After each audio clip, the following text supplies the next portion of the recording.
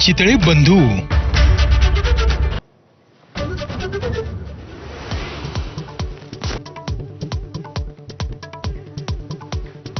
अजित पवार आणि एकनाथ शिंदे दोघेही संवादात चांगले नाहीत. मुख्यमंत्री फडणवीसांचं एक्सप्रेस अड्डाला दिलेल्या मुलाखतीत वक्तव्य. शरद पवारांची स्तुती केली.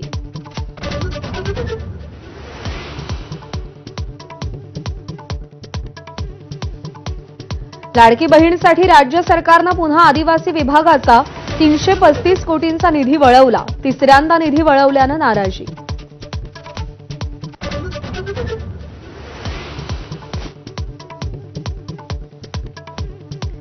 मुख्यमंत्री देवेंद्र फडणवीसांच्या वर्षा बंगल्यासमोर आत्मदहनाचा प्रयत्न.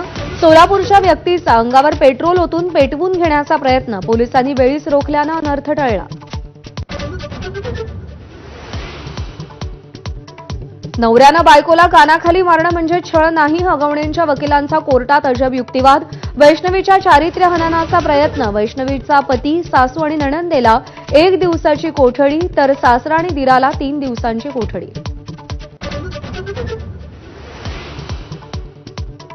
हगवणेंची मोठी सून मयुरी जगताप प्रकरणी महिला आयोगाचा पोलिसांवर खापर.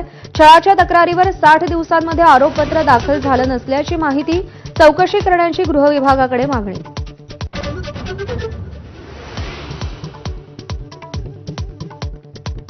पंतप्रधान मोदी 2 दिवसात 4 राज्यांचा दौरा करणार. आज आणि उद्या मोदी सिक्कीम, पश्चिम बंगाल, बिहार आणि उत्तर प्रदेशच्या दौऱ्यावर. कोट्यवधींच्या विकास कामांचं उद्घाटन.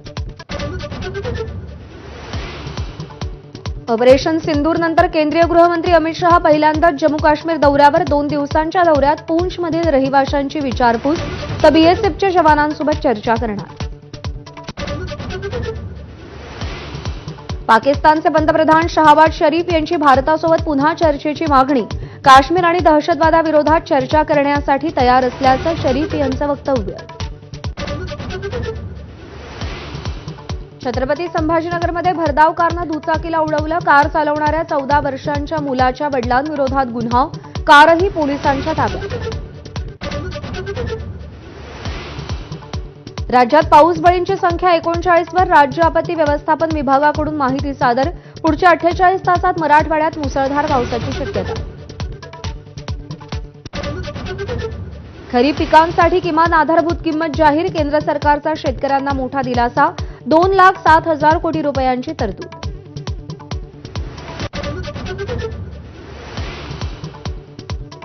देशभरात कोरोनाबाधितांची संख्या 1300 वर. सक्रिय रुग्णांच्या बाबतीत महाराष्ट्र दुसऱ्या क्रमांकावर. महाराष्ट्रात आतापर्यंत कोरोनाचे 6 बळी. अमेरिका आणि चीनमधल्या विद्यार्थ्यांचे व्हिसा रद्द करणार. चीनमधल्या कम्युनिस्ट पार्टीशी संबंधित विद्यार्थ्यांचे व्हिसा रद्द होणार. इस्रायलवरील 7 ऑक्टोबरच्या हल्ल्याचा सूत्रधार आणि हमासचा म्होरक्या मोहम्मद सिनवर ठार. इस्रायली फौजांनी खात्मा केल्याची पंतप्रधान नेत्यानाहू यांची घोषणा.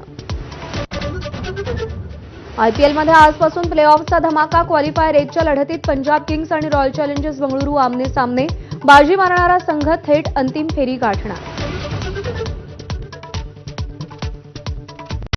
Headlines brought to you by Chitale Bandhu. ब्रेकनंतर बुलेटिनमध्ये आपल्या सगळ्यांचं पुन्हा एकदा स्वागत. संभाजीनगर शहरातला आतापर्यंतचा सर्वात मोठा दरोडा